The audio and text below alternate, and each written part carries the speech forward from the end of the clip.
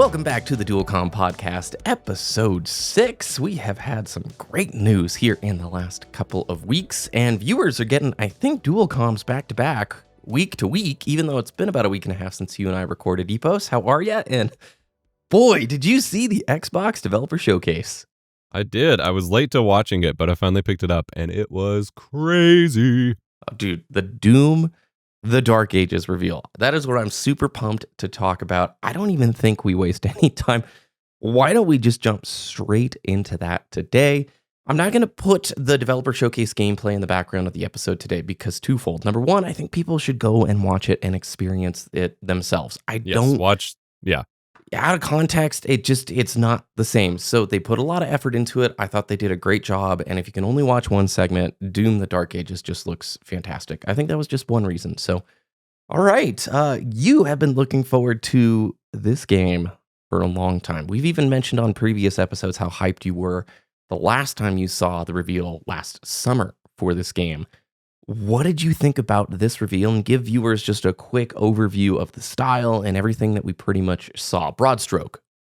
So this is a prequel to Doom 2016, and they are going in on it being a proper prequel. So like they're going to have actual story in the game for the first time since Doom 3, basically. Yeah. And it's going to like explain the stuff in the codex from the first game or from 2016. You're going to be a slower kind of tank that's going to be more focused on raw power rather than agility. And there's going to be lore reasons why you kind of build up to that through the games, which kind of makes me think of Halo when you have the different Spartans and explanations as to why you get the different ones in the different games, which is kind of neat. They're adding difficulty sliders for like every mechanic in the game, which is insane to me. Yeah. It's taking notes from Souls games, which every game is doing now, because you got like parries and deflects and things like that. You got insane guns. You got glory kills. It feels a lot like Metal Hellsinger in a good way.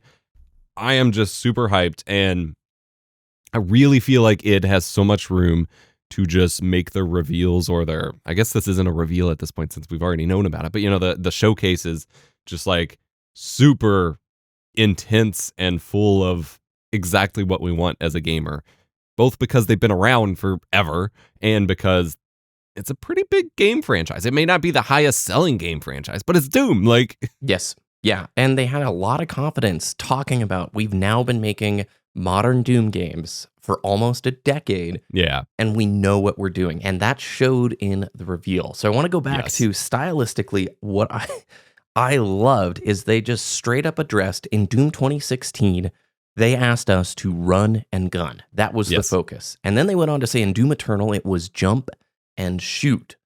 And in Doom the Dark Ages, stand and fight. We're standing, we're fighting, you're going to block, throw, parry, and deflect, all from one input. It's contextual, and it has a ton of depth on a single button press. This reveal oozed of confidence. They knew they've made something fun. They knew they're making something, poorly phrased, they know that they're making something that is innovative. It's not just about nostalgia. They made a point to reference they don't want to just tread the same ground before. And I really appreciated the distinction on the gameplay themes of 2016 and Eternal, because that was a ton of conversation. There are diehard 2016 players and diehard Eternal players. I like 2016, but you know what? I actually enjoyed Eternal a little bit more, but it was spastic and crazy, and you were swinging and going everywhere. This looks so cool because it's different, it's unique, but it is still Doom. Yeah, they described Eternal as you're playing as a fighter jet, which I thought was that's I love. Perfect. Yeah, like I love how committed they are to making sure like they know, and they know that we know that they are distinctly different playing games, and they want it that way. Yep. And that this new one is going to be a little bit of a return to form with you got circle strafing back as a more realistic way to play. Like it's a bit more arena-y, and yet the arenas are bigger than ever. And you were right with the confidence of like they want to make sure every game does something insane. They said they've basically been working all three games to bring in the 30-story mech and the Cyber Dragon ride. And they were specifically like, this is not just a one-level gimmick to utilize some motion controls or something. Like this is going to come back, and it has just as much depth to it. And they've been working on trying to implement this since they started doing the modern games, which is just incredible. The way that they were able to directly engage with the audience, like a core gamer audience, was so refreshing. That's why I wanted to start here, because out of any game reveal I've seen in the last few years, this one landed on all the right notes. They focused heavily on gameplay. Yeah, we got explanations, we got to see the team, and we got to hear some context, which is always nice, but they let the gameplay do the talking. And I feel like this goes back to the design philosophy you and I have remarked a bunch on this show about. We really like when a franchise doesn't have to reinvent the wheel. They didn't come out and show Fortnite Doom Edition. They didn't have to add a completely different genre. It's like now it's a bullet hell game with a dating simulator attached to it. They're making a good modern Doom game, but it's not the same one you've played before. They showcased a little bit of what you can expect. This appears to be a semi-open world Doom game where there are very clearly tight, linear, curated, and crafted levels. But they also made sure to show us it's the biggest play space ever in a Doom game before. At least for the first level. And it completely, like, they made sure to note, we're not just doing it to do it. This is something cool and innovative within Doom that sticks to the formula, but also gives you a new way to play. Does that make sense? Yeah, no, I am fascinated to see where they go. The only potential point of friction I'm curious about, and I want to get your thoughts about, is the seemingly deep integration of the narrative and cutscenes, because we got a little bit of that in Doom 3, which was kind of the black sheep of the franchise. And Doom's 2016's like kind of hook that really got people was how much it literally just skipped past the narrative. Like anytime someone started expositioning, the Doomslayer would just like punch them and knock them out and use their hand to scan the key and everything. So like, I'm curious going back like that. It makes sense, especially when we think about it in terms of a prequel. Like this was the big one with the story. It's the big medieval war against the demons. And then when he gets revived, he's just like, screw all this. I'm just going to go blow up the demons. Get out of my way. Like it makes sense, but I am very curious gameplay wise how people are going to take it having like cinematics and stuff in it. I think it just depends on how it plays. I feel like they're going to nail it. 2016 to me had a much better story than that of Eternal because of how it was told. For whatever reason, the narrative arc in 16 had the same kind of pull that a Half-Life game does, where you're going through a roller coaster. You want to get to that like end, and frankly, the voice acting behind Vega and the processing they did, you can hear it right now in your head, can't you? Like it's so good. Incredible. So I can't imagine we're going to get long exposition, and I have to believe that they're going to let Doom Guy do his thing and just break out of those cutscenes in a certain way. That is a great question. You know, another element here that could cause friction, probably not for a lot of people, there is no multiplayer mode coming with Doom: The Dark Ages. The focus is on that single player campaign. Anecdotally, this kind of makes a ton of sense. I can say I'm a little sad because always arena multiplayer is near and dear to our heart, but I feel like it has struggled with this. You know, they've tried non-traditional modes in the previous Doom games and then a traditional deathmatch, and the player base never was that big.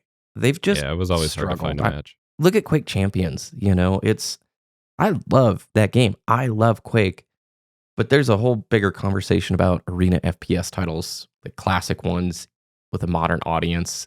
And I would much rather have a very tightly polished epic campaign than another multiplayer that's probably going to fizzle and die out in 6 months. Absolutely. Battle mode never had a whole lot of players. I am curious. We've had a Quake anniversary come up, and they made a bunch of noise for that. And the fact that they don't have a mode here, I am curious if we'll see anything on the Quake front from them. Like, that might be why. Because it didn't make sense to have Quake running and a Doom multiplayer running. Like, it makes more sense to have them as just separate SKUs or some sort of Hexen multiplayer thing. So, we'll see. I am not going to miss it. The story is going to be insane.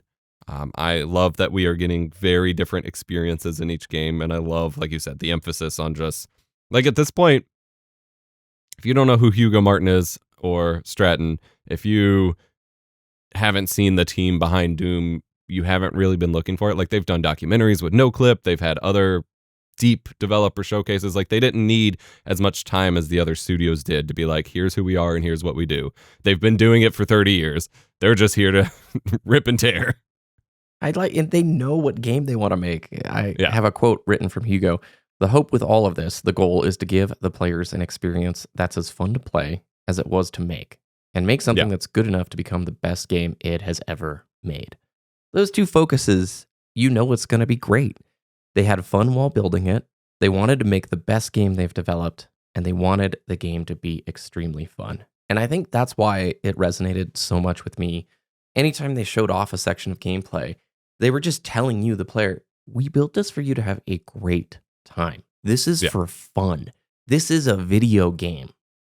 They get it, or at least they get the type of games that I really miss and crave, because that used to be so much more. The focus was the fun. Clearly, this is going to earn a solid amount of money. Like the Doom games do extremely well, but they didn't build this with a monetization scheme in mind. No seasons make a mentioned. fun game.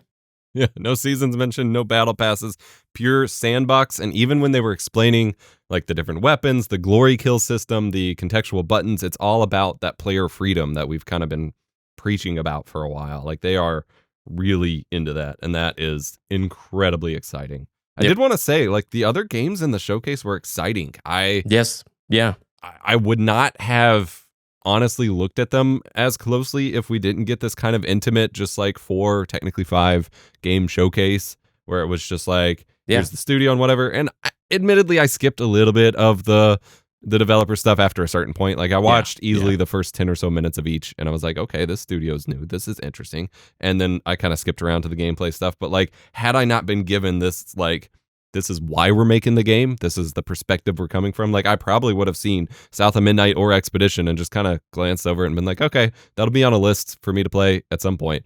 But like seeing them so closely, I'm kind of like, all right, I'm really into both of these.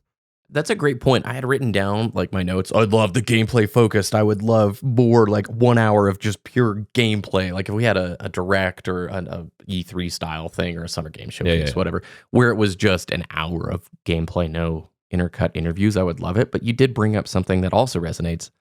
I probably need the context for a game like South of Midnight, which was the second title they showed off in the reveal. It's got the really cool split frame rate where the world is running at like 60, but your character is kind of in that animation. Maybe it's like 20 FPS or whatever, but it just looks really cool. And same thing with, well, let's talk about the other games actually in the reveal. Starting off with Ninja Gaiden 4.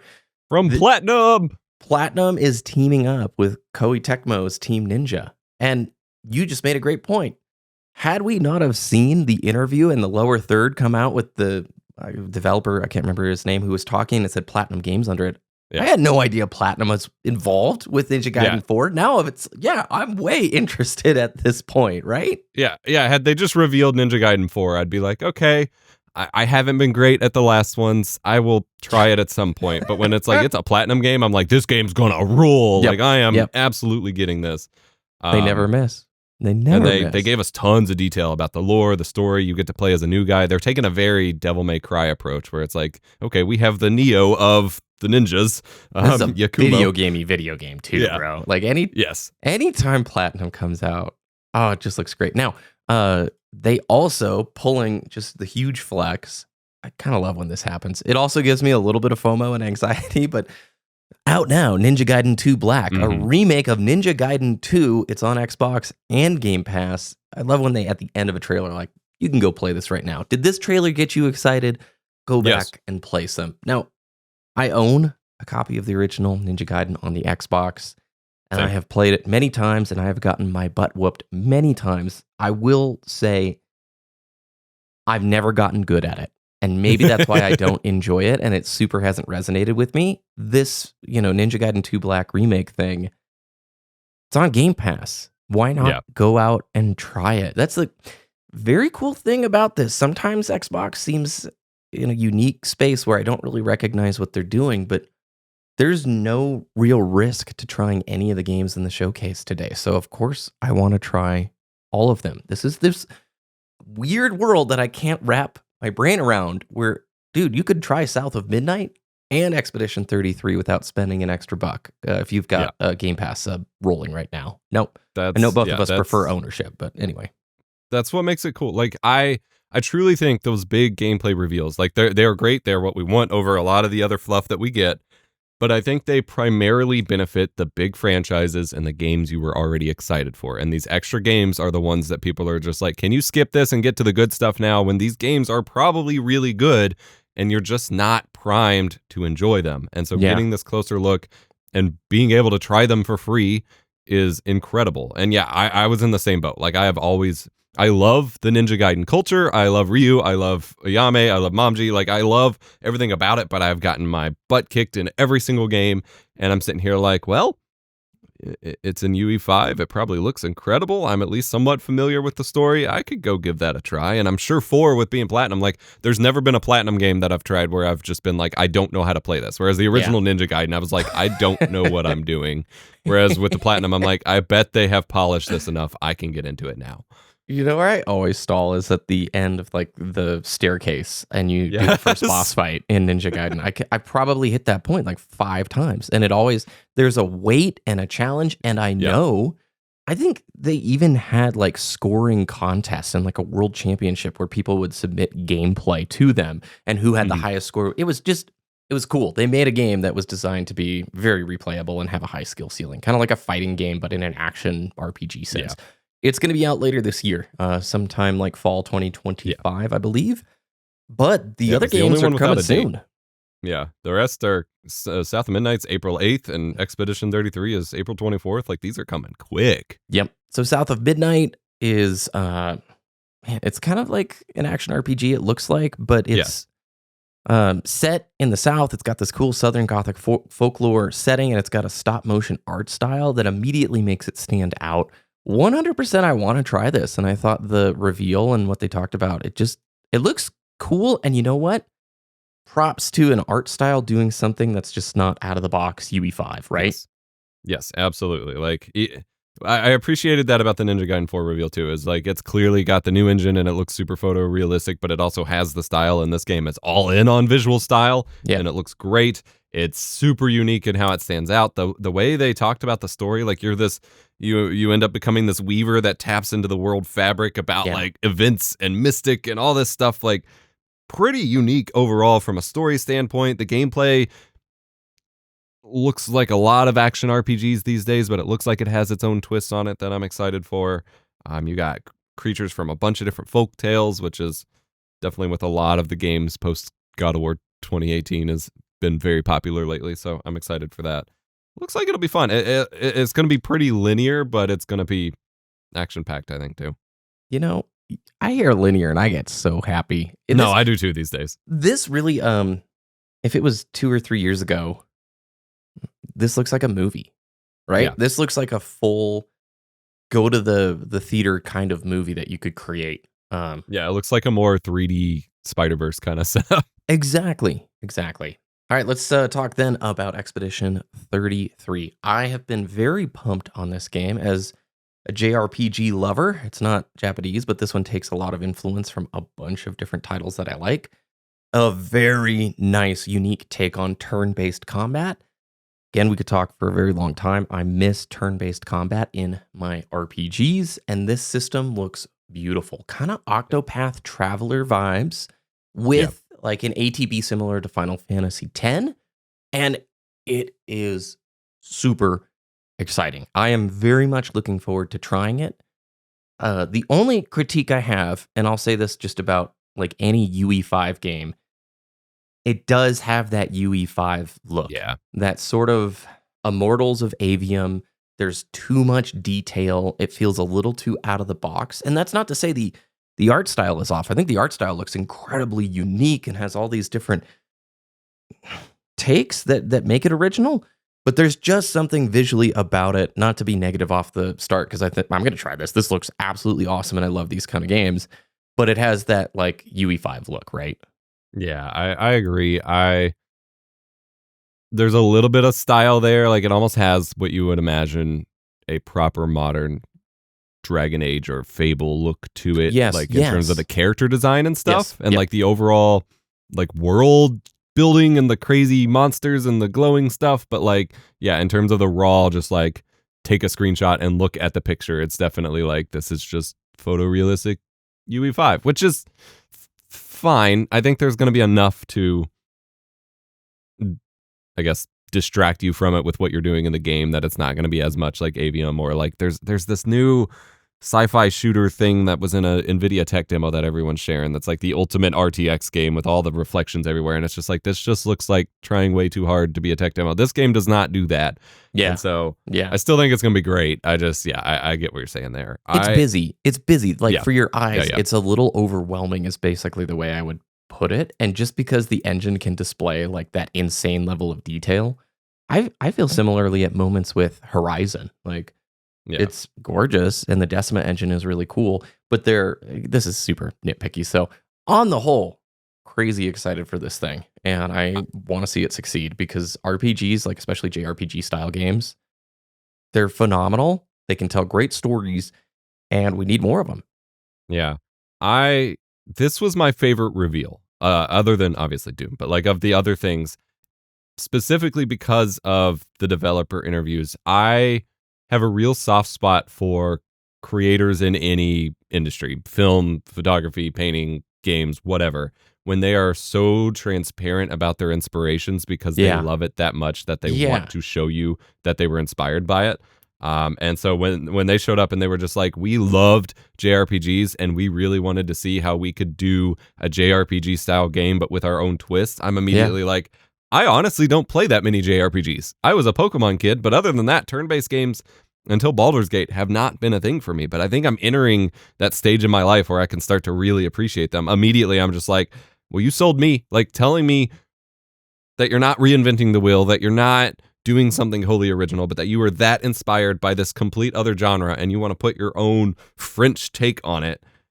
I'm like, yes, sign me up. It's based in French fantasy. Yeah. It looks like Final Fantasy on steroids. Like, the combat looks insane. I have no clue if I'll be able to keep up with it. I'm having flashbacks to getting to I forget the mechanic part, but there was a big difficulty spike in Final Fantasy 13 when they introduced another mechanic, and I just immediately could not play any more of the game. I know I will reach that point, but I'm going to like it up until that point. I think this will be a ridiculously good way for people to experience like this genre. There are very clear overlaps with things like Final Fantasy X that just make my heart sing.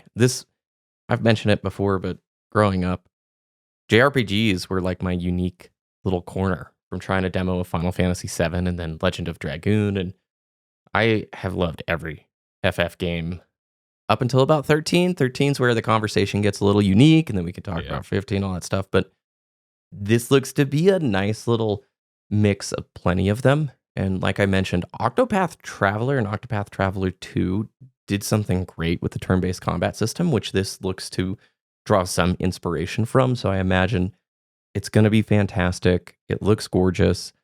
Their studio in France is one of the coolest buildings I've ever seen. It's this historic looking building. They've got a bunch of sunlight. That was something where, man, you see that and you're like, I want to work there. That looks like the coolest setup I've ever seen. It's like what we do in the Shadows style castle house. Yes, I thought so too.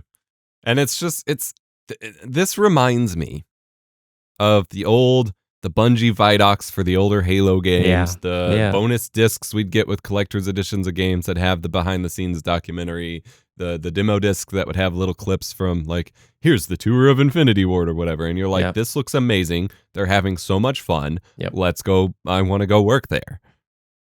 They got you more hyped to play. I remember that feeling as a kid. Like, you would watch a review for it on X Play, right? If you caught it in the afternoon on G4. And it was like, I have to boot this thing up right now. And I think this is the first real like Xbox showcase, direct, whatever you want to call it. This marketing was on point.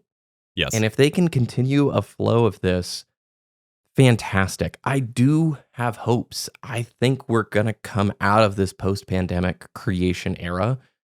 And I want Xbox to start landing win after win. I mean, they own practically everything now. And so it's inevitable, right, that they're going to have to land some wins, I think. It's always been awkward at the events when it feels like they're just radio silent on big franchises. But if they can keep doing stuff like this, rather than trying to squeeze everything into one show or whatever, I think it could work. You highlighted to us, or to me, there's an article someone wrote for GameSpot about how much this is focused on the human side of development and whatever. And something they pointed out was that we have very distinct kind of personalities to a lot of the individual showcases. Like Nintendo Direct is very much this goofy voiceover. Hey kids, we have these games available coming soon. Doo-doo. And then PlayStation's just like game and gameplay and game and gameplay and gameplay. And yeah, PlayStation, state of play, PlayStation. Yeah. And Xbox has just kind of been like coming to directly coming to Game Pass. Xbox World exclusive, coming to Game Pass. And like, yeah, not a whole lot. And then you get Phil Spencer coming out with his little smirk on and he's like, yeah, I'm cool, dude. But there hasn't been a whole lot of personality to the show. And this was the first one, like you said, that it felt like Xbox could win with this. And win doesn't mean competitive wise. Just like it's a win for the company. Like I want more of this. You're so spot on there, especially with the PlayStation thing, because this state of plays are like, you like that? Here's another SIE logo. Nintendo like directs remind me of if you've ever been at like a theme park, like a Universal or a Disneyland, when you stand in line and the ride is playing you like a contextual video to get you ready for it. Yeah, that's what those directs feel like. You're like, coming in the spring. Ding, doo, ding. Please keep both hands on your Joy-Cons at all times. Someday I want to go to the Nintendo World in Universal. I think that'd be pretty cool. All right, let's segue then into the natural next step. There was some new comments from good old Phil Spencer. I'm trying to remember where he gave these. I saw the clips and I should find this show out. But while I look for that, he continues to talk about no reason to put a ring fence around any game, planning to support Switch 2 with ports of many Xbox games. So more of the same. What do you think about this? Oh, I remember, by the way, it was Gamertag Radio. That's why I remember. Yeah. Back in the Destiny days. Shout outs.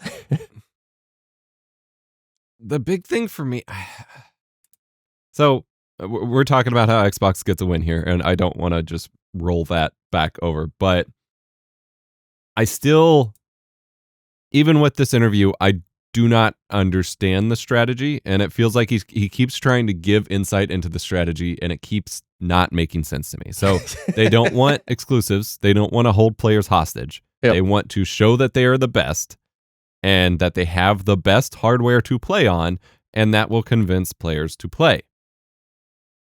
But they don't. Yeah. They don't have the best hardware to play on, and that doesn't keep people playing. And we keep having these comments like we had in the last show where people are like, why would I buy an Xbox when I have all the PS exclusives and then I can get PS exclusives on the, or Xbox exclusives on the PlayStation? Why would I buy it? And every time Phil says these things, I'm like, I don't know. What is the compelling thing here, Phil? Because the Series X is not that amazing of a console compared to the PS5. Like they're mostly neck and neck, but the PS5 just continues to feel just a little bit better overall.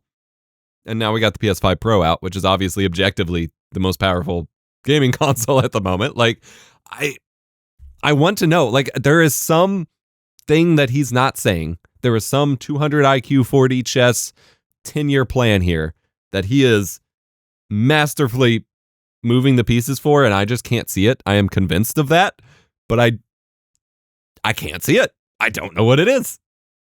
Again, you're summing up how I feel exactly. I'm going to read some of what he said in the interview, and then we'll talk further about it.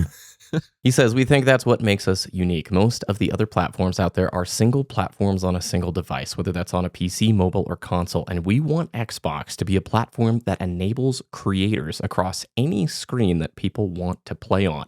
This is all about making sure that your library of games that you own on Xbox are playable in multiple places. So I'd say it's an evolution of our identity, but I believe it's an identity that the industry needs. When you think about where this industry is now and you see the challenges, the business challenges that are out there for many companies, I think making games more accessible to more people has got to be front and center for us as an industry. I'm really looking forward to supporting Nintendo with games that we have. He said they're a really important part of this industry. And he ends, we don't damage Xbox, and we can grow our business using what other platforms have to help us with that, Spencer said. Looking forward, I think there is an interesting story for us introducing Xbox franchises to players on other platforms to get them more interested in Xbox. We think there's a good brand value for Xbox there. I think you're right with that 10-year play. he's still seeing something way down the road that maybe we're just hard-coded, you and me, because we've grown up in a console versus console era. I like it. Like, truly, being able to pick the platform that I want to play the game is more, like, I'm more likely to play that title or that game. And I absolutely adore that day one games are coming to PC. When we look at this developer showcase, I don't have a modern Xbox. I'm not going to, but I'll probably always have a Windows machine of some sort as a Right. PC where I can play these things on day one if I want to. But when it comes to a multiplayer title, I see direct benefit in a larger player base for the most part, as long as the publisher isn't just over aggressive with their monetization. What if we tripled the player base of Halo overnight? What if there's, a new multiplayer franchise that immediately a massive audience of people can come and play? On the single player side, obviously it bolsters sales. And Yeah. the only element that doesn't make sense here, and probably because it's not that big of an arm for Microsoft, from a hardware sale perspective, I'll still probably lean PlayStation, because PlayStation is going to gatekeep those games a little bit longer before they'll jump to PC. Right. That's what gets me is this makes sense if moving to a publisher role. It doesn't make sense when he's made it very clear in the past couple years, like they are still making Xbox hardware and working on new Xbox hardware. I feel like 10, 15 years ago, Xbox 360, PS3, that era, consoles mattered so much. And maybe we've grown up, maybe we've grown out of it. I know a lot of the fanboyism, the flame wars as we used to call it, still exist, but it feels like console tribalism existed way more back then than it does now. And now it's just about the games. I will say, sitting with the full quote and trying to not nitpick it up front, you know what it's reminding me of? What? 2010's Gabe Newell. This feels like they're trying to be more like Valve. Like, you think about when we started getting Portal on the PlayStation and the Xbox, and whenever they were really trying to encourage other games to come to PC and Steam, so they had like you got the Portal stuff in Skyrim, and like they do little TF2 hats in other games and whatever. Like, when they're really trying to foster that back and forth experience so that PC as a platform could grow, it feels like they're trying to make it kind of like PC. The problem is Steam hasn't sold hardware until now because they haven't. Like, you don't own a PC market. It's open. It's an open platform. So either I think he's trying to build such a positive relationship and association with the brand that Sony and Nintendo feel compelled to release something or some sort of cross compatibility back to, like, reciprocate back to the Xbox. Yes. Yeah. Or that they want to be that open of a platform that they will be like PC. And I'm not sure I get the latter one, because I don't know how you have a PC that competes with the PC and an inherently open and not directly locked in platform without going a locked in way like Apple or a console like Nintendo or PlayStation offer. Like, I don't know how the pieces fall together, and the fact that I can't see it irks me, but I feel confident that he's confident in whatever plan it is. Well, I think you brought up two really important things. One, Microsoft as a company probably has the capital to sit there and do multi-plat releases and then just look at Nintendo and Sony in the face going, hey, it's working.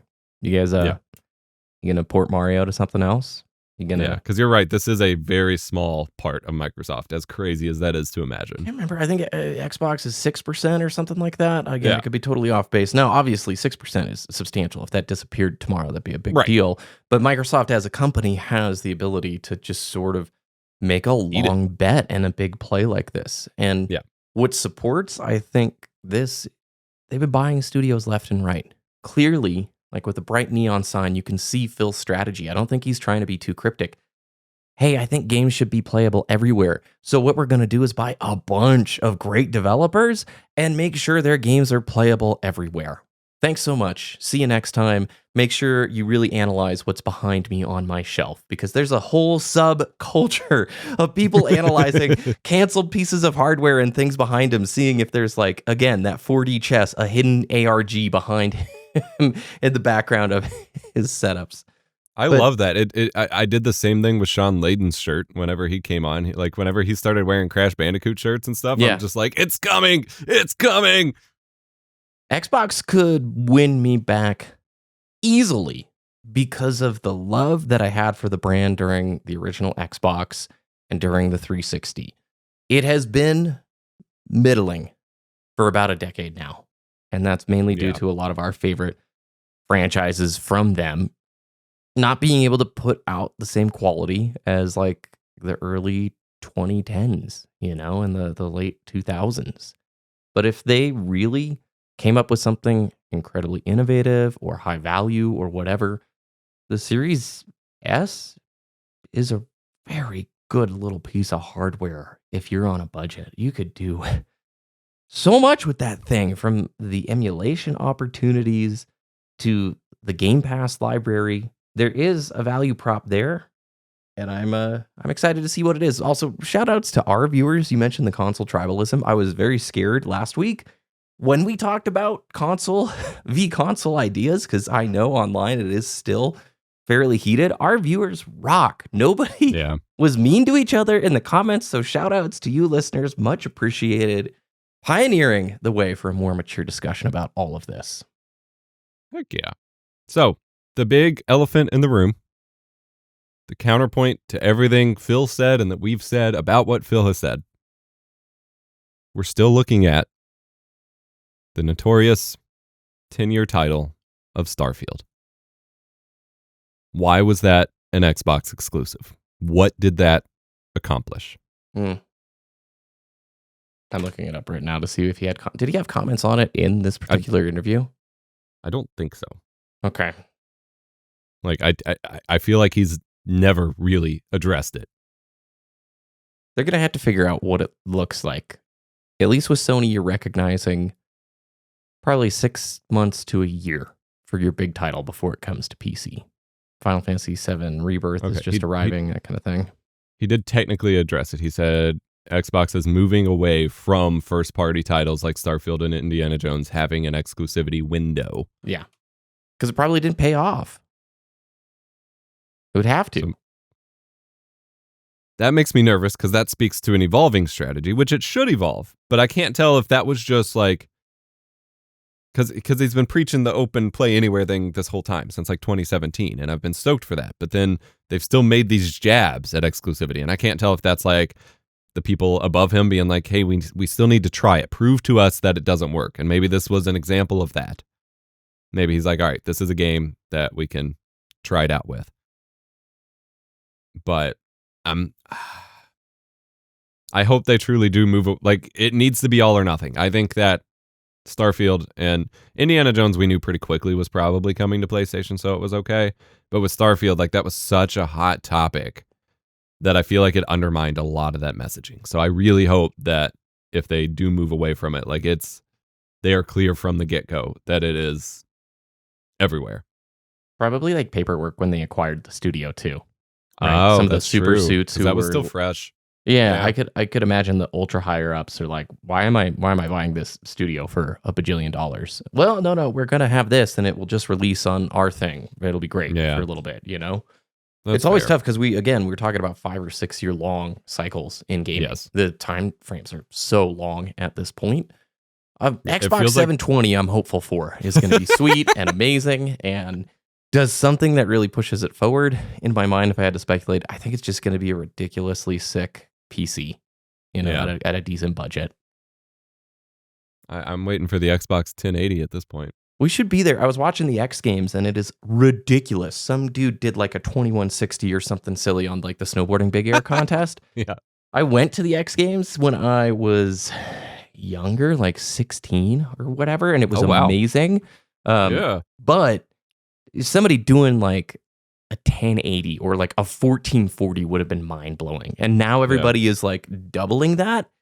It's so crazy. It does kind of look like SSX Tricky or those old snowboarding games where they just go up and pretty soon they are going to take the snowboard off midair, like throw it around their body and throw it back on because it's just, I love where things are going. Well, let's dive in. This is a lot of industry news talk today, but EA lost $6 billion in market value after the recent investor earnings call, talking about the underperformance of FC25 and their Dragon Age projects. This is the biggest stock drop in a single day in 5 years. Again, stock market is fickle. They could make this back quickly, but I think there is a symbolic element here that people can take away. Seems like, well, it's silly. It conflicts with what we talked about in last episode. They came out and said that Dragon Age the Veilguard totally missed their goals and way underperformed.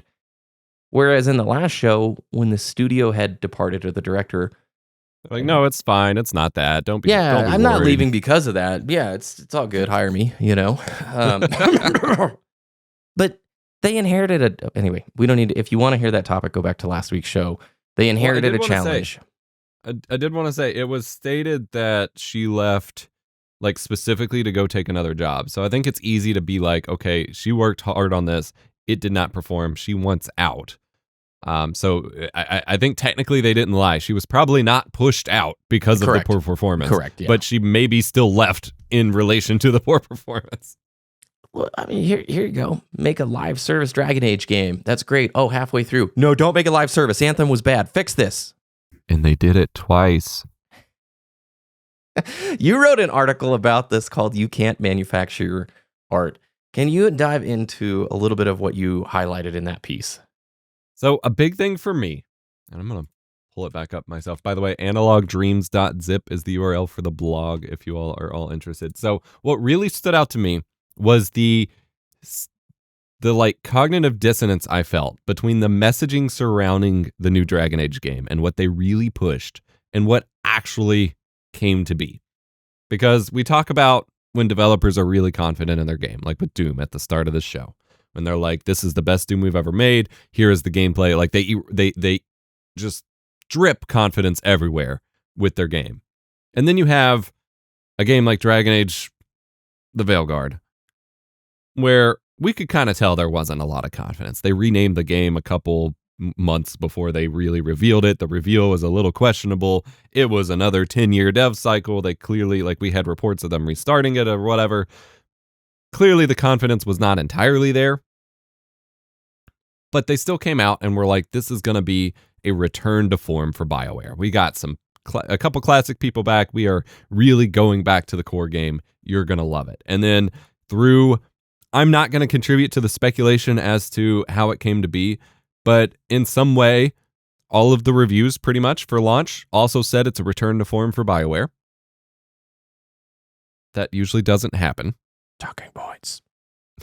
Wink, wink, nudge, nudge. We need you all to say this, and the embargo date is XYZ. That's such a specific talking point. And then it was very much not that. A big thing I point out is that it is impossible for it to be a return to form for BioWare, because when BioWare made Dragon Age, they were coming hot off the heels of their Star Wars games, which were huge successes. They were getting absorbed into this EA machine, given a ton of funding, and told to make their dream game now that they couldn't make Neverwinter anymore. You don't have the D&D license. Make an RPG. And they started developing Dragon Age, made Mass Effect along the way, but made this game that really kind of took things in crazy directions. They put so much into the story and depth of that game and the player choice and all this stuff. The situation surrounding the release of Veilguard with a live service obsessed publisher with expectations running wild with the money that is in games today. It is literally impossible for a studio to return to form in that kind of environment, period. You don't see it. Yep. Not with those pressures. And what it came down to was, and again, I am doing the thing I said not to, and this is the problem when I am very behind on my Dragon Age playthroughs. I have technically not played the game, but I have absorbed and watched other people play and absorbed every ounce of feedback about the game. And while I will not make factual statements about what the game is, what everyone is saying about Veilguard is that it tries too hard to tell you that it's a Dragon Age game, to remind you of these Dragon Age features instead of just doing them. And that is very much a consequence of what I call trying to manufacture art. The original Dragon Age, Origins, not Inquisition, Origins, was a game with so much story, so much mystery, so much darkness put into it. Same thing with the original Mass Effect. Like, so much story there that was written and then not given to the player because it was just world building so they could build up their new world. And you got to see how much of it was there even if you weren't exposed to it. It was a piece of art. A lot of people put a lot of time into it, and I'm sure that's the case with the new one. But this one was very much we need a new Dragon Age title that will engage players. The words used on that call were not how many copies were sold. It was how many players were engaged. Yeah, what does that even mean? 1.5 million players engaged. Is that because a boatload of people on Game Pass Ultimate just tried it on EA Play? And for that to be 50% of their goal?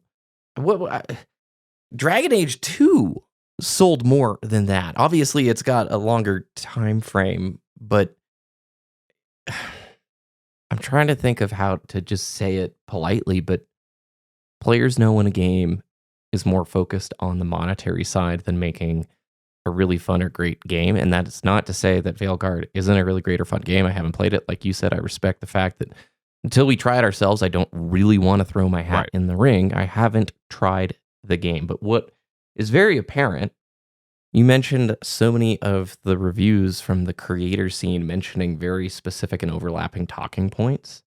Yeah. This is like a symptom of that underlying problem where you cannot manufacture art. Yeah, you can't tell us. Yes. And it's probably, like, from the marketing side of things, typically these publishers will hire an outside agency. That agency will develop the talking points. Typically, those agencies are out of touch. They're not from the gaming sector. They send out, the requirements for people to get an early copy or review dollars or sponsorship stuff. And it's like, you will stick to this ABCD route. You and I both have done sponsored agreements for different things.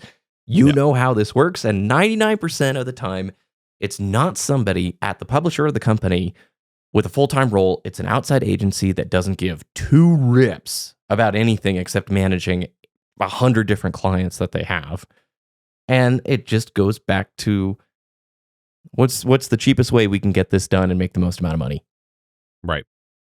You cannot tell the audience that the game is what they want, and that's all you tell them, which is basically what happened with Dragon Age. Instead of selling us on the things that made Dragon Age appealing, they sold us on the idea that we would love it like we loved the old Dragon Age, which is always, it's like what we always complain about with telling us that the new Halo is going to be a 10-year game. You can't tell us that. It has to earn that. It has to become a 10-year game through the things we love, not because you set out to make a game that lasts 10 years. Yeah, we wanted to keep the servers on for the microtransactions for 10 years. We needed, 10 years worth of seasons to pay for this. And so I want to share an interesting data point. Apparently, just today, Koei Tecmo just shared the lifetime sales figures for their game franchises. Ninja Gaiden, Samurai Warriors, Dynasty Warriors, Neo, whatever. Yeah. So, Samurai Warriors. The entire franchise. Now, this is just Samurai, not Dynasty. But the entire franchise has sold, quote unquote, over 8 million copies. Mm-hmm. A major title in that is Samurai Warriors 5. There have been a bajillion Samurai Warriors games. The entire franchise has sold over 8 million copies. Those are games that are fairly difficult to make. Yep. They churn those out and have no problem with at least, obviously, 5. I'm pretty sure there's been like 10 games totaling 8 million copies. I'm betting the developers behind Expedition 33 and South of Midnight would be very stoked if their games sold 1.5 million copies. Yep. Why can we not allow entries in a game franchise just sometimes not be the best hits? And I know the answer, but I think we need to keep asking it because that's the only way we're going to get back there. We have said before, we, both as the players and arguably as the publishers, it's a lot more forgivable when a game is just mid, doesn't come out on top, when you're cranking them out every few years rather than 10 years, 15 years. Publicly? Dragon Age, go ahead. No, go for it. No, go for it. I was just going to say, Dragon Age the Veilguard could be the game that it is now, which is not being accepted as the best Dragon Age ever, and be fine if there was if this was 2017, 2018, 2019, and then we had another one coming by this point. Mm-hmm. Because that's how it was. Like, Inquisition was not considered an amazing game. It also suffered the exact same issue of they wanted it to be an MMO and then stripped that out halfway through, and you see a lot of those issues. Yep. But 10 years later, everyone's like, hey, I still really like this game. It wasn't what I wanted necessarily, but it has a lot going for it, and I really like it. And I think Veilguard's going to have some of that. Like, I am still going to play it. I have a copy for me. I bought a copy for my wife. We're going to play it, and I'm going to think it's fine. I'm not going to hate it, but I'm not going to think it's like Origins was for me. But like,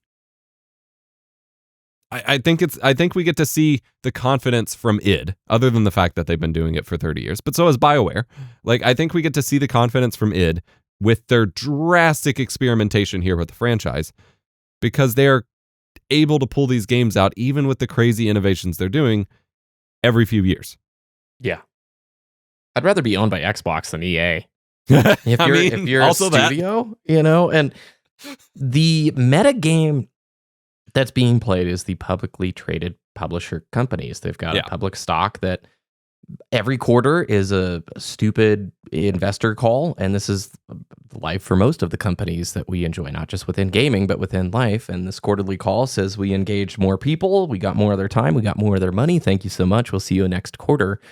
And they have to doll up every single call to be that way so that people will continue to think that there's good sentiment behind that stock and they'll continue to purchase it. And what's even sillier is it's not really individuals like you and me. It's not the retail style investor who's listening to these calls and buying more options based around these results.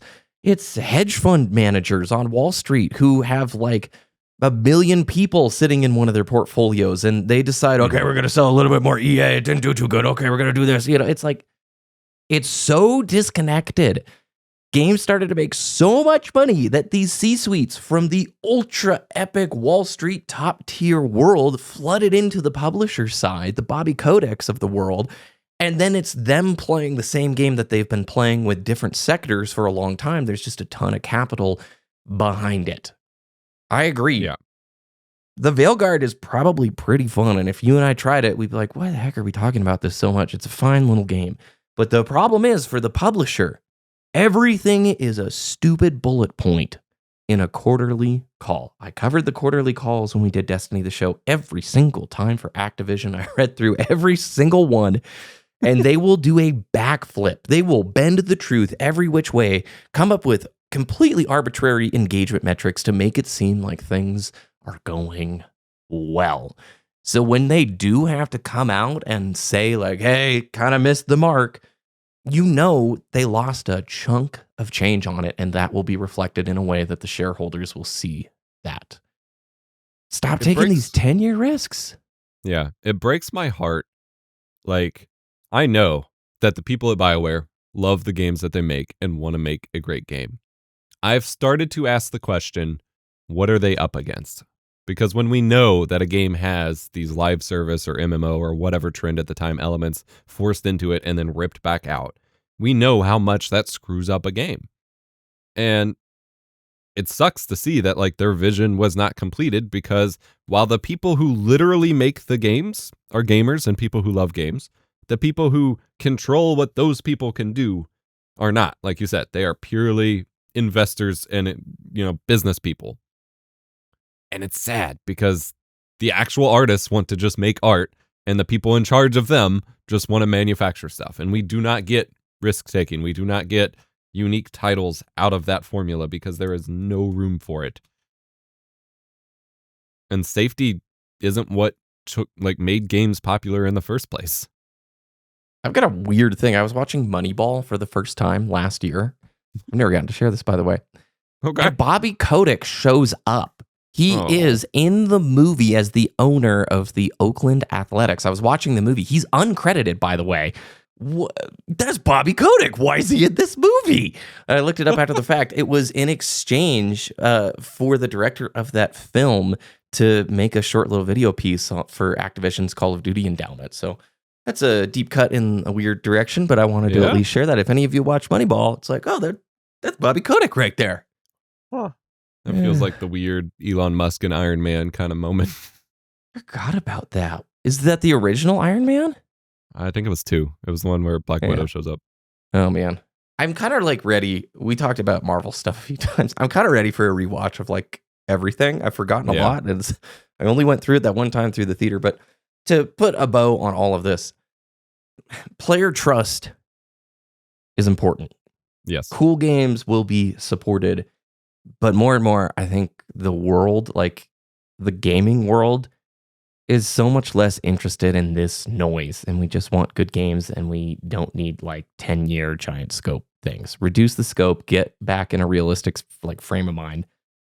And it's publisher level. I don't think you can do anything, right? It took Activision doing everything that they went through, the whole destructive processes that they've done the last 10, 15 years. EA is probably going to go a similar route. I mean, look at Ubisoft. There is a reckoning that is like absolutely coming for a few of these publishers, I feel like.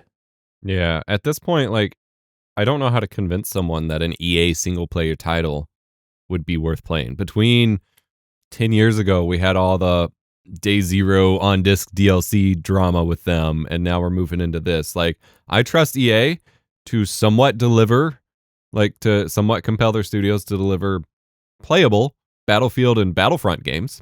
Yeah. And I guess like FIFA or whatever. Like I have enjoyed Battlefront 2. I've enjoyed Battlefield 2042. I know it's not what everyone wants, but like they are playable games, but they are also live service games. I do not trust them to deliver a single player game that will meet expectations. And that trust, I don't know that it can be earned back without showing us that the entire company has been restructured, which just isn't going to happen.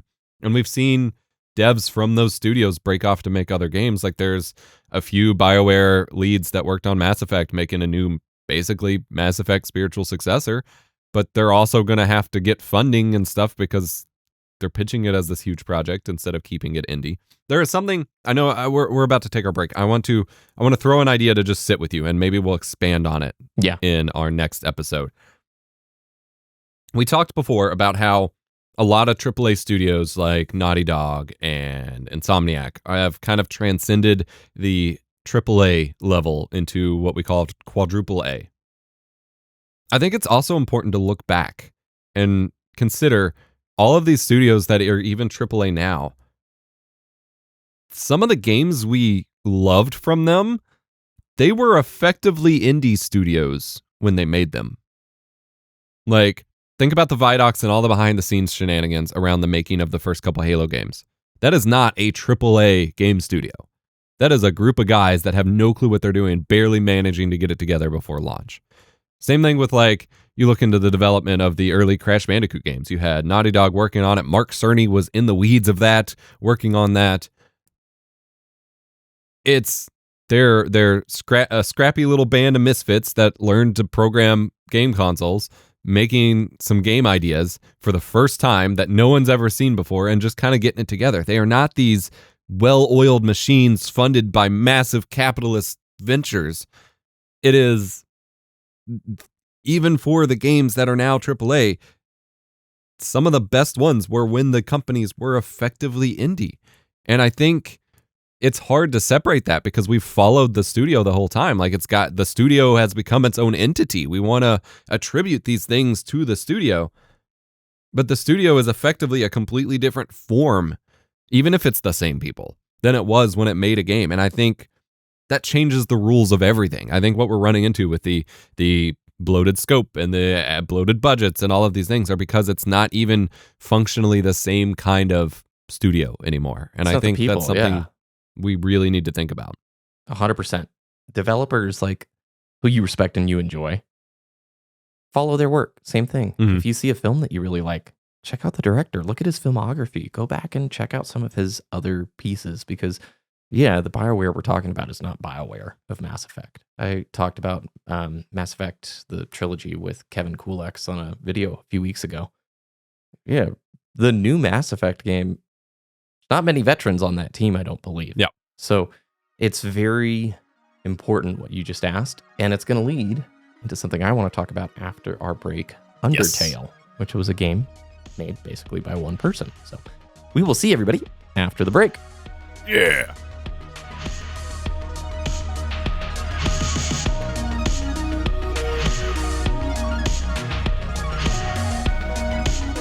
Welcome back, everybody, to part 2 of the show. I said I wanted to talk about Undertale. There is a reason. I thought we could talk about games we've been playing recently. Before we get there, I have 2 tidbits, not segments, to mention. The first, Earthblade has been canceled. This is the follow-up game, or the game coming from the studio that did Celeste. So unfortunately, it sounds like there were challenges. The team had some issues. And at this point, it's done so. Sounds like the people involved are moving on to other projects. But if you're a Celeste fan like me, a little bittersweet because, man, that game was fantastic. In non-canceled news, apparently the Horizon Zero Dawn MMO from a Korean developer is still happening. We talked last week about how Sony canceled 2 live service games. The rumor is that an MMO in the Horizon universe is still happening. And it's all skepticism from there. So just wanted to mention those 2 things. All right, Epos, let's talk about what we have been playing recently. We talked a ton of AAA and quadruple A news previously. And tying directly in with the question you just laid, I beat Undertale again for the second time over the last 5 or 6 days. I had asked my audience, what do you do when you finish a long game? I'm at the tail end of my Horizon Forbidden West playthrough. It was about 30 hours, and I don't want to start another 30-hour game. I need a break. We talked last week also about Sayonara Wild Hearts, a game that just came to PlayStation Plus Extra and Premium. Played through and beat that. It's the coolest game ever, and telling everybody you need to go play it. It's this ridiculous rhythm game, and I won't say anything more than that, but it was short, and it was wonderful, and I finished it, and it was like, okay, well, I need to go play another short game, and I played Undertale around Christmas. The year it came out, I'm trying to remember the release date for this thing, 2015. Not true. I must have played it 2016, I'm going to guess. And I loved it. And when I'm working, I always have a playlist of chill, relaxing music to listen to. And Undertale's music has stuck with me for that entire time period. It's beautiful. It's inspiring. It's epic. Just like the game itself, it's got this emotional depth. It is a masterpiece. If you have not played it, I'm telling any viewer right now, Undertale is a game you need to experience if you like this medium. And lo and behold, that game was built by one person. The script, the music, everything except a little bit of sprite design and artwork and testing was done by Toby Fox. And it was made in Game Maker Studio, a piece of software that is free. Epos, you pay $100 for a commercial license if you're going to sell a game. But you and I now could download it. Blows my mind. Isn't that insane? And not only did Toby Fox change his entire life with that, but he impacted gaming on the whole because he made, in my opinion, a great piece of art. And he made a great game as one person. And it's got me thinking a lot about game design lately. It's become really complicated. When you look at a game like Undertale, which for me has left a lasting impact. I think it is a life-changing kind of game for many people. Even if it's just that music and the emotions that you feel, it's powerful in a way that a game with 100 or 1,000 times the resources maybe isn't. If you were a developer these days and you are under EA and they're telling you you need to make the next Battlefield game, not only do you have to create that core base game, you then have to go out there and find a team of like 1,000 people to make it photorealistic and beautiful and to do all these things. And it gets so bloated so quickly. So that's what immediately came to mind when you asked that question. about the space that we're in. I have a lot of compassion and empathy, I think, for these developers because they've been put in a really tough situation. Not only do they need to make a great game, the publisher is pressing them to make a blockbuster film with the most insane visuals and next gen stuff to where is the game even really the core focus anymore? Right. It reminds me whenever these days someone says they want to make a movie or go make a game, I guess now. Like I remember growing up and whenever you were told like I want to make a movie and everyone's like, okay, you get a camera and you start filming your ideas or whatever. Yep. But then the jaded graybeard who knows a thing or two is like, that's funny. Your idea, worthless. Your camera skills doesn't matter. Unless you can manage this group of 100 people and secure funding from these 5 different sources or whatever, it doesn't matter what your movie's about. You're not making it. That's what it feels like now. Like it doesn't matter that you want to make a game. You have to run a massive business and plot these trends and monetization models and everything. And it sucks some of the soul out. And it's great when we get, indie games that can still do it. But from the bigger space, it just feels like, are they making games or are they just making slot machines? Yeah. Some of the best artwork comes from that kid who was told you have no idea what you're getting into. You can't possibly understand how much it takes to do this. It's not just blind ambition. But those are typically the people that shatter a genre and do something incredible. The ones who have something to say and won't be bogged down with the trappings of the past. Yeah. So this whole thing reminds me of our boy, Cliff Bleszinski, Cliffy B. Cliffy. For those who don't know who he is, he was the game director for the first 3 Gears of War games. He made the Jazz Jackrabbit platformer games on PC, among other things, and then went on to try to make Lawbreakers and Radical Heights, and that did not go well. He's kind of abandoned the game industry. He does not like where things are. He doesn't want to go back to it. He's like a producer for like, the financial side of like a couple Broadway musicals, and he's got a comic book thing going called Scrapper, a bunch of other stuff. He's left the games industry more or less permanently. But I read his book a couple years ago. We had him on my show to chat with him about his book. I read it. One of the things that stood out to me that feels relevant to this is his story of becoming that kind of game designer, developer role that many of us as kids wanted to be and didn't know how to find it, was when he was making Jazz Jackrabbit. He found a buddy who was much more skilled at programming, who could help him with his game engine and actually build the stuff, who didn't really have any clue what to do with it. Like he could code whatever, but he didn't have game ideas. And so he'd build up all this like notebook full of stuff and be like, all right, I want to be able to use this kind of weapon that shoots homing missiles or something. And the guy would go program it, and then he'd find a way to and then Cliff would find the design elements to integrate it into the game. And so he'd be like, all right, I want to be able to do this. Can you make it? And the programmer would go make it. And it was this collaborative element where the person with the ideas, the fresh ideas that we all as kids kind of had, could just get those out and then play with the dev kit that his buddy developed and build a cool game from it. And that is where inevitably he got his role with Gears of War. Once it got acquired by Epic and all that stuff, he started working on Gears of War, and it's just like, I want to tell this kind of story. I want this cool thing or whatever. And it feels like that kind of distant American dream kind of version of wanting to work in games, of that dream job of just being like, I have all these cool ideas and I want to tell a handful of people to make them so that we can see them come through and then we test them or whatever. And he basically got pushed out of the industry because it's no longer that kind of setup. You can't just have ideas and get people to make them and sell it anymore.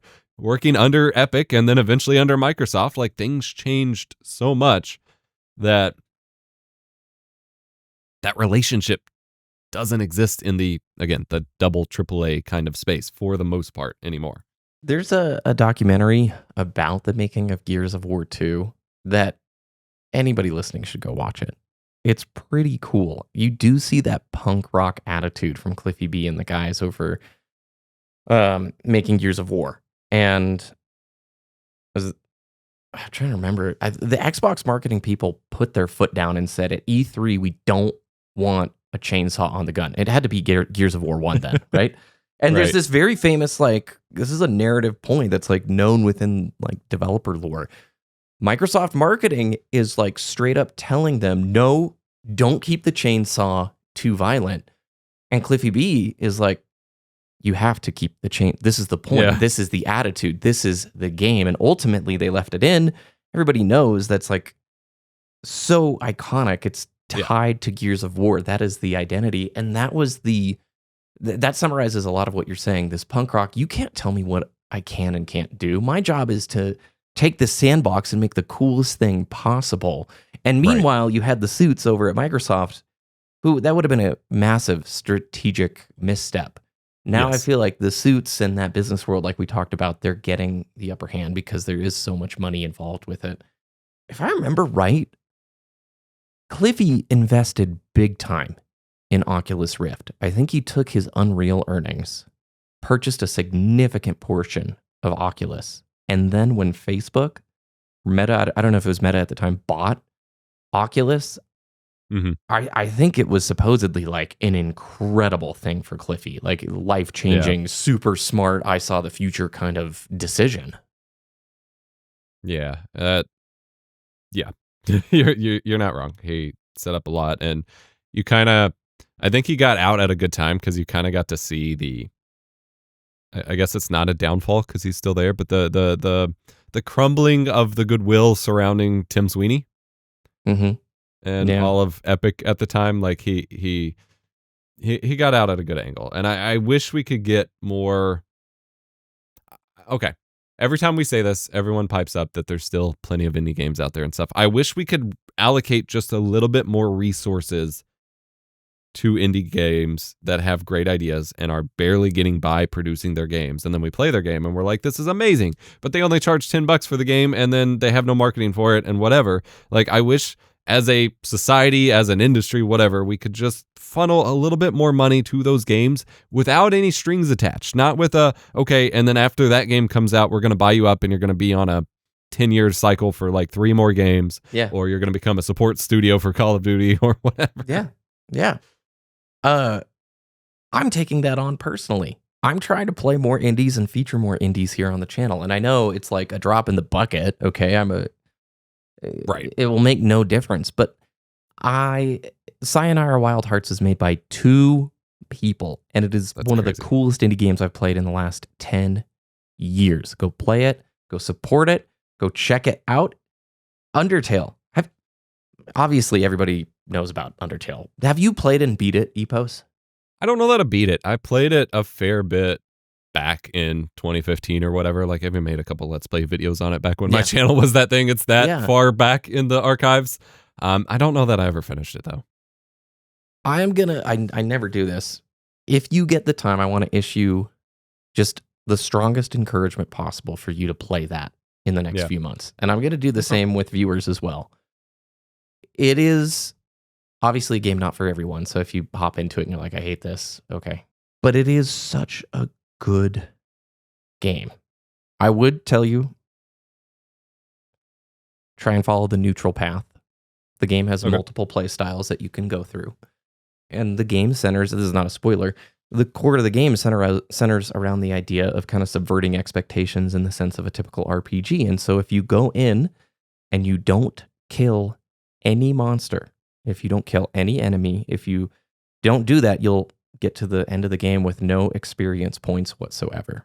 And the game plays completely differently, and the story is completely different if you take that route. The first time I played the game, I thought I was taking that route, but I accidentally killed the first boss of the game without knowing there was another way to do so. So I got to the end, and I was like, yeah, I'm a pacifist. I'm getting the good ending. And then it was like, oh my gosh, no, I felt awful. So this time around, I'm playing it on the true pacifist playthrough. But it is a game made by one person, and the music is phenomenal.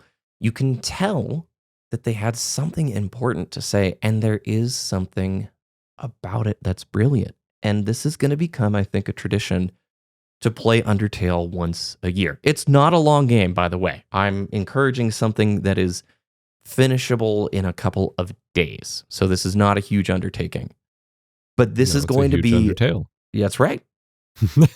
This is going to become a holiday tradition for me around wintertime when things get tough and you need determination, because playing through this again and seeing what one person could do with rudimentary tools, as long as they have something to say and they want to make a great piece of art, you can do so. So amid all of this, man, the industry isn't what it used to be in games. There's so much new dynamics to this. It's also just like music production or video production. It's never been more accessible ever before to make something and to share it with the world. Doesn't mean you can make a game and become a gajillionaire. It doesn't mean you're going to create a game and it's going to be like Undertale. But right now, you and me could go download Game Maker Studio. We could try to make something and share it with the world without paying $1. That is so cool. And the best is yet to come. That's right.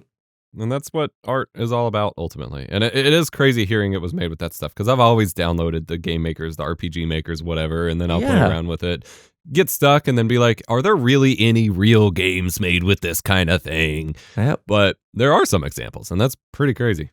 Isn't that cool? I always thought it was like a Unity or something like that. But yeah. Anyway, what games have you been playing recently?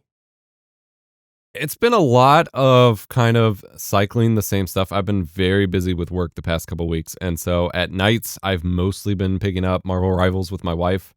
I am about to hit 60 hours in that game. It is stupid. After I said I was done with multiplayer games, it's just easy to have something, especially when I'm playing with my wife, where like we've had a long day with the kiddo. We are exhausted. I don't want to sit down, especially I have a million things going around in my head. I don't want to try to turn everything off and focus on a story. So just hopping in, clicking some heads. I am unapologetically a Moon Knight main, so I have like there's like a progression for each hero where you can unlock levels for your proficiency in that hero. I'm almost at the last one, which is called Lord, and then I'll probably have to play someone else. We've been doing some Discord community game nights, so I've put quite a few hours into Helldivers now. I love that game. I still wish I'd been playing it all last year instead of just figuring it out. My kiddo and I been putting in the time on Astrobot. We just cleared another boss, so I think we only have one primary one left. Oh, you're getting so close. The game is so gym. And he is also super, after we finished Paper Mario, the Origami King, he is super in love with Mario, and so we've been trying different Mario games. We got the collection on Switch. I know it's not available now, but the Super Mario 64 Sunshine and Galaxy collection. We tried Super Mario 64. He hated it. And we got too frustrated with the controls and just moved on. We went to the Super Mario Bros. U, the like Wii U port or whatever. And it's kind of cool having all three of us run around on the screen and bounce around and stuff, but that just makes it a lot harder. I did not grow up with Mario. And after playing Paper Mario, I'm like, all right, I'm familiarized enough with Mario, like maybe I'll get it now. And we're playing Mario games, and I'm just like, no, I still don't get it. It's just not for me, but I'm happy to participate. And then kiddo got a little too frustrated at kind of dying a whole bunch in that game, so we swapped over to Sunshine, and immediately gliding around in Super Mario Sunshine with the water jets. Yep, he saw Astrobot. He loved it, It's Astrobot. Yeah. And I was pointing it out to my kiddo. I'm like, we can fly like an Astrobot. And he's like, whoa. Oh, that's cool. And so it's been cool experiencing that with him. I do not think I'd ever even try to finish a Mario game on my own. It's just not. It's too loose. Mm-hmm. If I'm going to play a platformer, which I'm historically not good at anyway, I need it to be tight and like responsive, and it's so loose and floaty and out of my control, and I just, not for me. But that's pretty much been the focus. I've put a little time into Ghost of Tsushima. I started Nier Automata finally, and my mind is just blown by that game. Like, wow. I'm playing through it again because of you. So I'm 2.5 hours into a second playthrough. First one since like 2017, and gosh, that game is really, really good. I would make an unsolicited suggestion. If you haven't, check out Super Mario 3D World. Came out on the Wii U. They have a Switch port of it. It may be a really good kind of in-between where you've got some 2D platforming elements, but it's done in this semi-3D world. Controls great. It is exceptional. This is the only game I think I beat on my Wii U, and truly from a multiplayer perspective, this thing plays great. I would say Super Mario Wonder is insane and it's wonderful and it's epic, but on the multiplayer front, it's not going to be that great. Whereas 3D World, your entire family can pick this thing up and play at any time. And it's got just, it's perfect. I think it's an exceptional game. So, Okay. Yeah. Yeah, I have been treating PlayStation Plus Extra like a demo disc service where I'm just searching around for a bunch of games I want to try, playing a few minutes, seeing if I like it. And if I do, I stick with it. But I tried Killzone Shadowfall, the PlayStation 4 Killzone, played about 30, 40 minutes. Didn't love it. Put it down, uninstalled. Tried Sayonara Wild Hearts like we talked about. It's great. We talked last time about Anno Mutation M, which is that kind of 2.5D RPG cyberpunk game. It felt pretty 7 out of 10. It had a cool art style, but just didn't feel good, so I ended up putting that down. But I tried Spider-Man Miles Morales, and I am super hooked. As much as I don't want a long open world game, I have a lot to say about this. Have you played PlayStation 4 Spider-Man? So no, but I have played Miles. Okay, cool. I got it with my PS5, and I just went straight to Miles. I know it came with the remastered of the first one, but like I just wanted the new stuff. And I've still not beaten it after 4 years now of having the console, but I will hop in and swing around the city and do little crime missions or whatever, and it is an absolute blast. It's great, right? Like I was playing it, and the open world stuff is pretty non-offensive because traversal is incredibly fun. Like web swinging is great. I'm not even touching much of the side quest content, but anytime I'm playing the main story, I'm thinking to myself, I have to talk to Epos about it. This is God of War. The sequences, the action, everything. This is like modern, not 2018 God of War stuff, but like original Greek trilogy.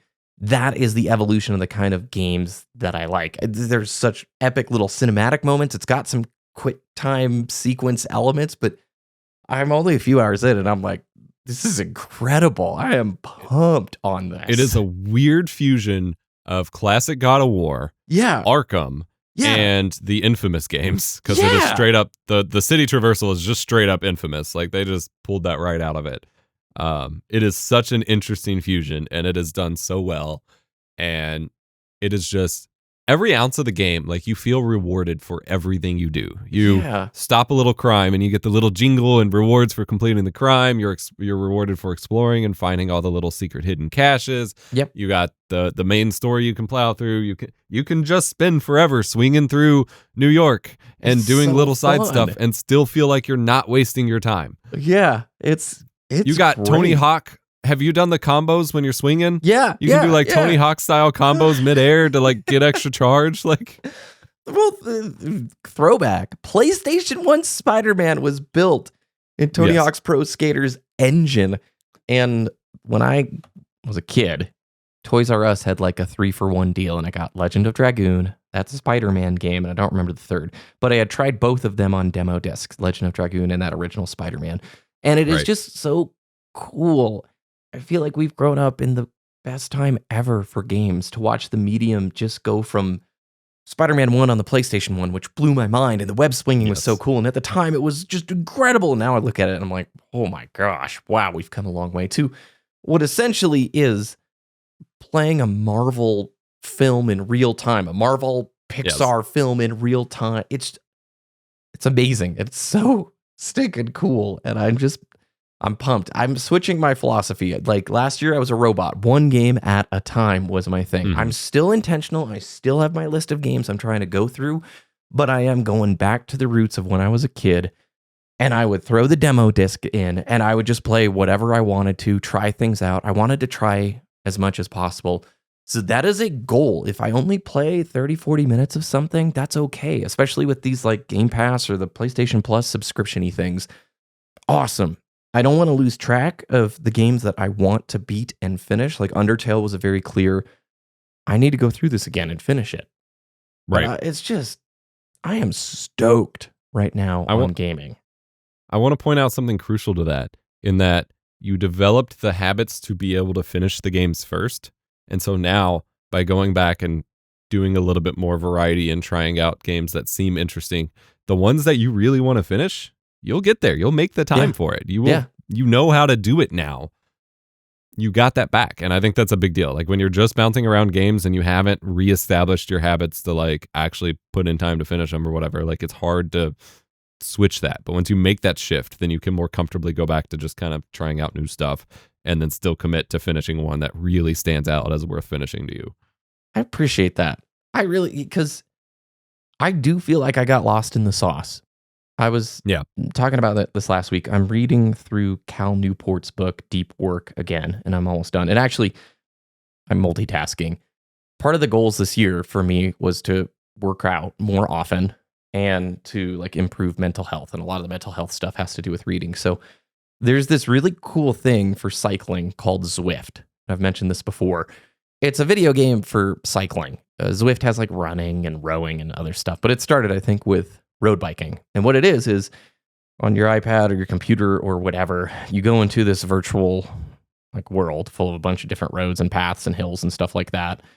And they sell these stationary trainers. If you've ever seen like a stationary trainer for a bike, you typically just take the back wheel off your bike, you hook it to this trainer, and you pedal. And it can be harder to pedal or easier to pedal. What they did is they came out with ones that change in real time based on the game. And so if you go into Zwift and you're like, I'm going to do the hilly route, as you go and the road changes, like its steepness, the friction changes. And it's the exact level that it should be based around your height and your weight and the speed you're going and the pitch of the road. So it's pretty close to the way road biking feels. It's not exact, but there's people in the world, there's drafting, there's races, there's this whole universe. It is the coolest thing ever, and you don't have to have any hills or live near any stuff to do it. If you've got a bike, you can pick up one of these trainers. They're kind of expensive. I don't know. There might be like $200 or $300 ones, but right. Anyway, I discovered this in 2020. It's been the best wintertime training thing ever. But I'm listening to audiobooks while I do it instead of throwing on YouTube and like brain rotting. Right. I'm specifically like trying to listen and learn. And interesting. The book Deep Work was talking about planning your downtime before you get there. Before you get to your weekend or before you get to your evening, have an idea of what you want to do, because we live in a world now where everything is trying to hijack our attention. Our phones are the best at this. Anytime we hit boredom, it just has an endless pantheon of ways to waste our time with unfocused and unsatisfying distractions. And this is how I feel like my gaming experience was from 2017-ish to about last year. I would sort of just see where the wind took me. What live service game am I going to play today? And I didn't really critically evaluate, was I having fun? Was that time worth it? Do I want to keep doing this? Goes all the way back to our very first segment on the first episode of this show that you brought up. And to be able to at least have a sense of what you want to do and to try and do it doesn't mean you have to min-max your time, over-optimize your fun, or become a productivity robot.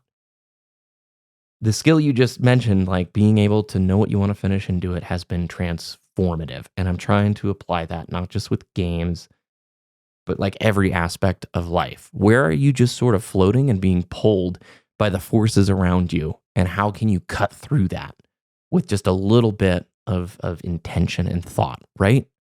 Yeah. And it's all about forming that kind of extra sense of what you truly enjoy with your time. Because a lot of people get freaked out by that idea. It's like, it's my free time, I shouldn't schedule it or whatever. Yeah. But when you don't have easy things to do that aren't just time wasters, you don't end up spending it in any way that you actually enjoy. And just by structuring it, even if it's one day of the weekend instead of both days, like as long as you start structuring it a little bit, you start developing that sense of like, this is the higher quality leisure activity that I actually find rewarding, and then you prioritize it more. So back to what I said with the games, like once you develop that sense of like being able to really sit down and finish a game, you can go back to wandering through new games, and when it's time to really play one that you want to play, you'll be able to do it because you've trained yourself to see that's what it's like, and you trained your mind to understand the like reward that you get from it, rather than the cheap dopamine you get from just doom scrolling or hopping between multiplayer games or whatever. Exactly. Oh my gosh, you summed it up perfectly. And in that piece that you wrote about Dragon Age the Veilguard, how you can't manufacture art, you referenced something that freaked me out. Netflix has basically gone on record and encouraged their creators to build shows that are easily digestible by people multitasking, i.e., make shows dumb enough so people can enjoy it while scrolling TikTok on their phone. Yes. It just Ugh. it's fast food of TV shows, and it takes away all sense of art or humanity. And And it's people just aren't satisfied. And I'm telling you, the world is waking up to it, especially like on your videos when I look at the comments and on my like videos.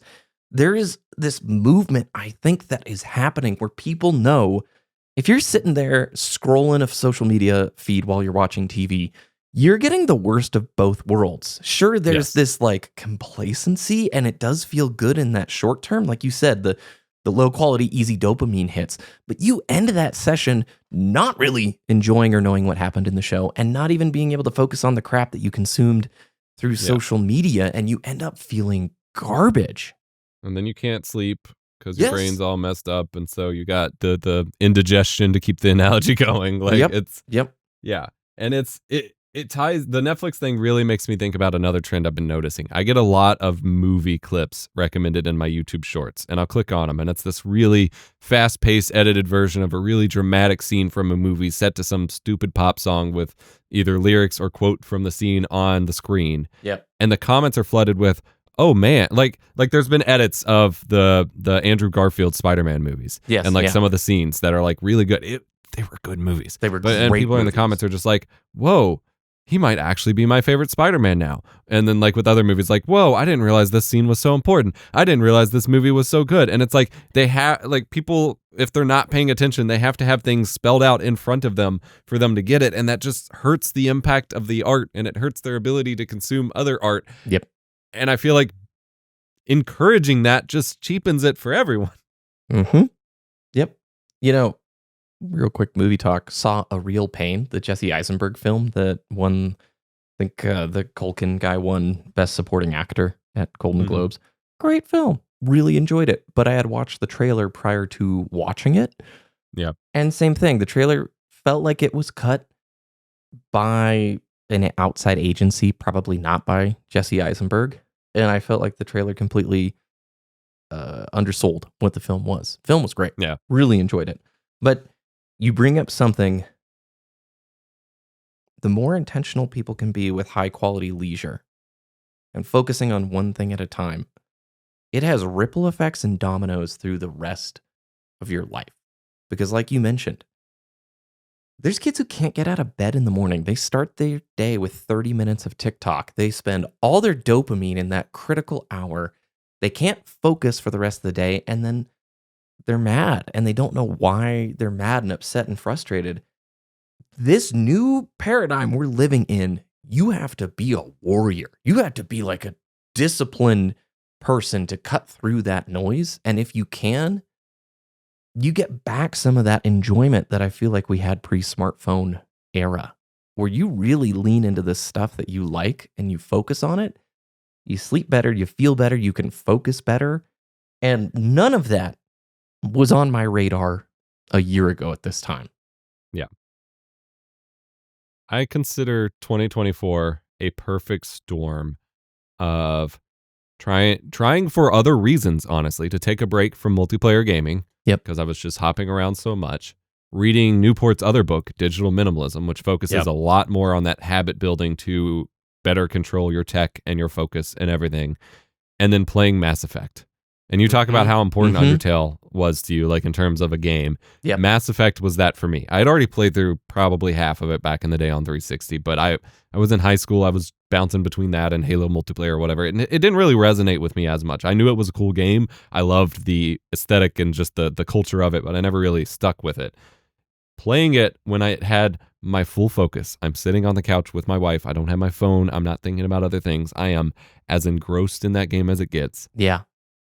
Has truly like changed my life. It's both shown me the power of a game, the power of a powerful game, like the story, the impact, the degree to which player choice. And I sit there, like there are so many moments in both it and Dragon Age where I am sitting there cringing, looking at my wife who has played through these games a bunch of times, knows just about every outcome. And I'm like, I don't know what to pick. I don't know what the consequence will be. I'm going to mess it up. Oh my God, this is such a big deal because the choices are so important. From little things like the music just absolutely tingling my brain in ways I've never felt before, that inspired me to make music myself and learn this stuff after wanting to my entire life. It finally encouraged me to get off my butt and figure this out. All because I sat there and I gave it my full, unhindered attention. Yep. And I gave it the respect that it deserved.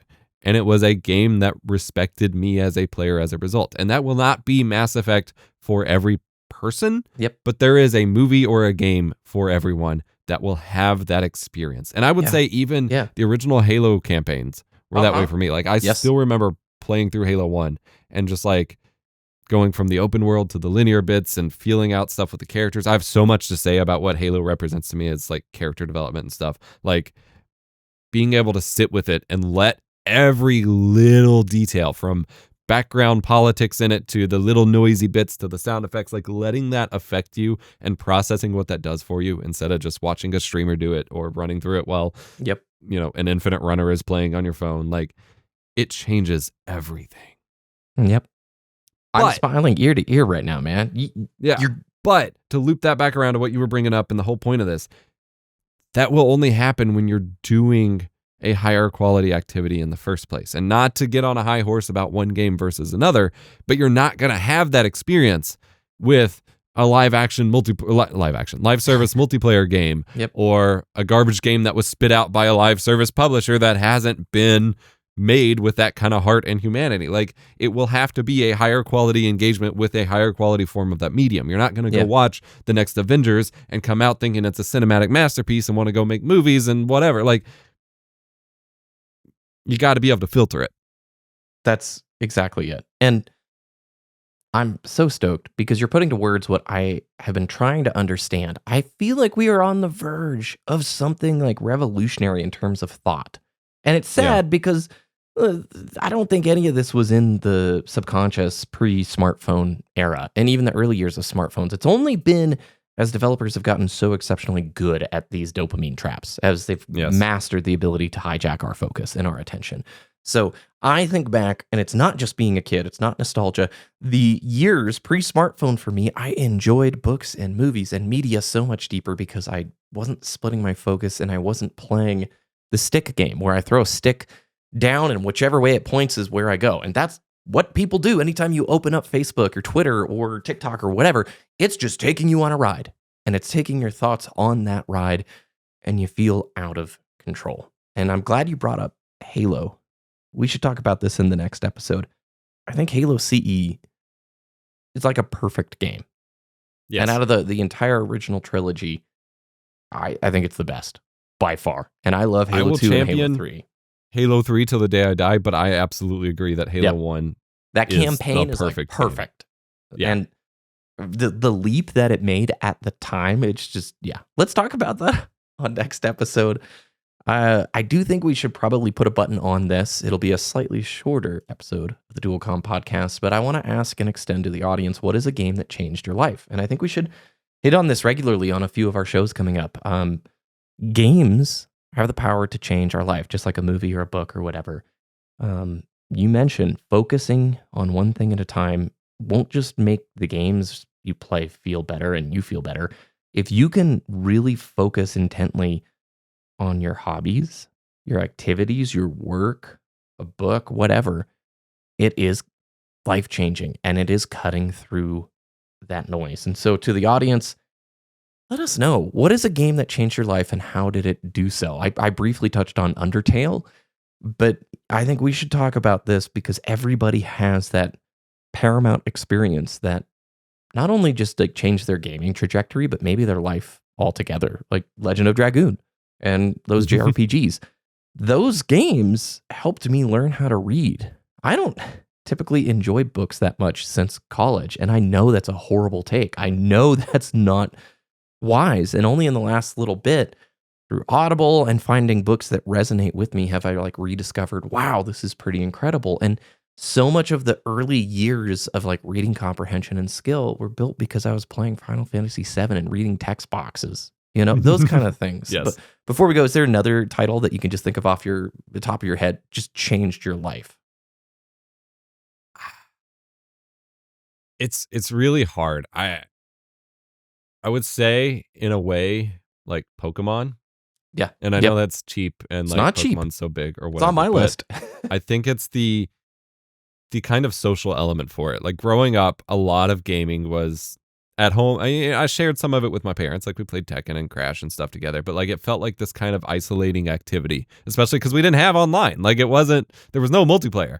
And so a lot of it was very like, this is this cool thing I enjoy, but I don't know how to talk about it with anyone else. And I don't know if anyone else enjoyed it. And when Pokemon took over, everyone had their Game Boys at school and were trading and battling and stuff. And it became this community thing that kind of made me feel welcome for liking this thing and for being bad at it because everyone was playing it. Therefore, it wasn't like with, the old school Ninja Gaiden games or the old school like Metal Gears where it's like, I raced to get the high score and I beat it. You had the no lifers and that was it. It was like everyone from all walks of life were playing it. And so you got to see a more representative normal person experience, which made me feel better that I wasn't this expert at the game. I was just playing it and goofing around and whatever and sharing it with the kids in my neighborhood and everything, like making gaming social in that way and active.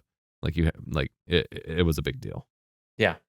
Well, I think Pokemon deserves that spot. You have talked about it before, like Blue. I got Blue, my cousin got Red. That is a core memory. Yeah. I'm going to get to hang out with that cousin here in a few months.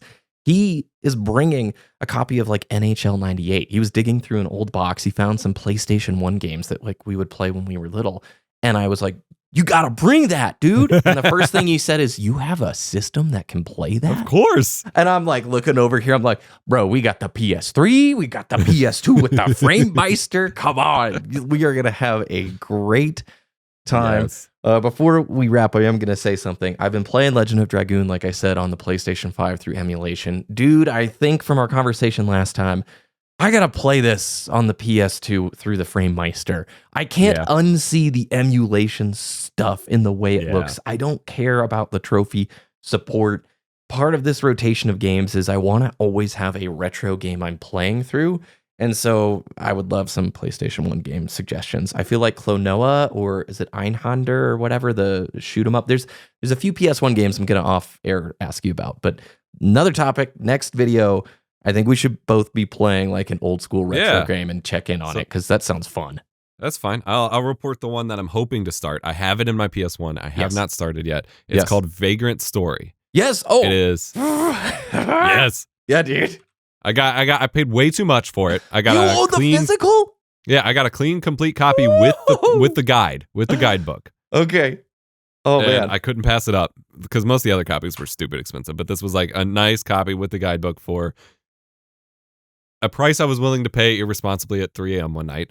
I have it in my PS1. I'm excited to give it a go. I've heard a lot of good things. I will play this at the same time as you if you want. A la retro game book club or whatever. Like, I would love to. I've never played it. I know it's one of those legendary cool ones. Okay, so question then. Duck Station for Legend of Dragoon, or should I play PS2 disc copy through the Frame Meister? You still have it, which I'm pretty sure I know you do. Oh, of course. Of course, yes. I'd say Frame Meister. Duck Station's fine, and you can still get the like crisp pixel art scaling. But it'll look like PS5, right? It'll be the weird model upscales ish. I can help you make it look like the PS2 would. Like, fine. I think I want to play hardware then. I think hardware is the way to go. I think with how much you've been into enjoying the couch experience and stuff, like I think it's better to just put it on the TV. Oh, the OLED? Oh, bro. Okay. Yeah. Well, thanks everybody for listening. 2 shout outs. Epos, definitely promo the blog where you write because Epos is a great writer. And I love that can't manufacture art piece. And I didn't even know you were writing, to be honest. And where else can people find and support your work? Yeah, so the blog is at analogdreams.zip. And yes, you can have a domain that is .zip, which is freaking cool. Cool. I write about like tech philosophy, the occasional game industry kind of, more of the meta side, not like reviews necessarily on here, but rather like the kind of like what we talk about here, the way tech and life or tech and games intersect life and how we should really be thinking about it and processing it. And then I'm Epos Fox or Lost Saves pretty much everywhere else. I'm excited on analogdreams.zip to extract those thoughts to my brain. Yeah. All right. I see what you did there. Thank you very much. PS3 to Xbox 720. I'll see you all on the next episode. Thanks for watching. Have a great day and a good week ahead, and we will see you in the next episode. See you.